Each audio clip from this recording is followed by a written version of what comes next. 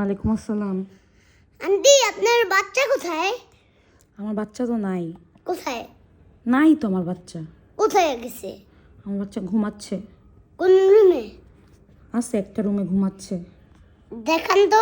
কেন আপনি আমার বাচ্চাকে দেখে কি করবেন? দেখান হ্যাঁ, দেখান, নাইলে কিন্তু আমার রাগ উঠবে। তো আপনার রাগ আমি সহ্য করব কেন? আপনি কে? আপনি কে হন? আচ্ছা আন্টি, আপনার কি বাসায় কিছু রান্না করছেন? কেন? করছি তো রান্না।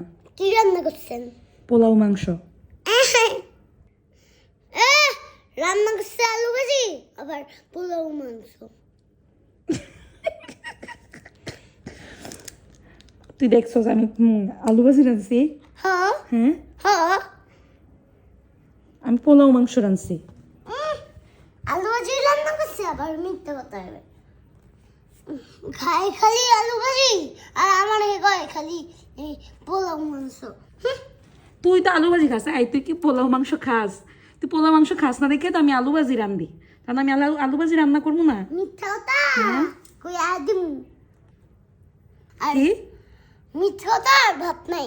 উচিত কথা কইলেই তো জাত কইরা উঠবে। এর লিগা আমি উচিত কথার মুখ খুললা রাখতে পারি না। হ্যাঁ, এটা কয় এগুলা এগুলা কি হবে? আল্লাহ আল্লাহ রে আল্লাহ, এদিকে আয়। না, ডাল দেয়া ভাত খাওয়া লইলে ডাল দেয়া ভাত খাইছি। মিথ্যা কথার উচিত ভাত নাই। সত্য কথা বললে কি কেউ আপনাকে ক্ষতি করবে? সত্য কথা বলেন, মিথ্যা কথা বললেন না। আলু ভাজি রাঁধছেন তো কি হয়েছে? মিথ্যা কথা কমকে পোলাও গোস্ত রান্না করছেন। এখন মানে আমি কি ঘুমাই বুঝতেছি না। তুমি তো আমার সাথে দুষ্টামি করে খেলতেছিলা, এই জন্য না আমি বলছি। না, আমি তো আলু ভাজি রান্না করছি। এটা তো সত্যি কথা যে আমি আলু ভাজি রান্না করছি। তুমি কি আমার খালি জায়গায় জায়গায় এভাবে ধরা খাওয়াই দেবা? হ্যাঁ, ছেলেটা আমার এইভাবেই সব জায়গার মধ্যে মান ইজ্জত নষ্ট করে দেয়।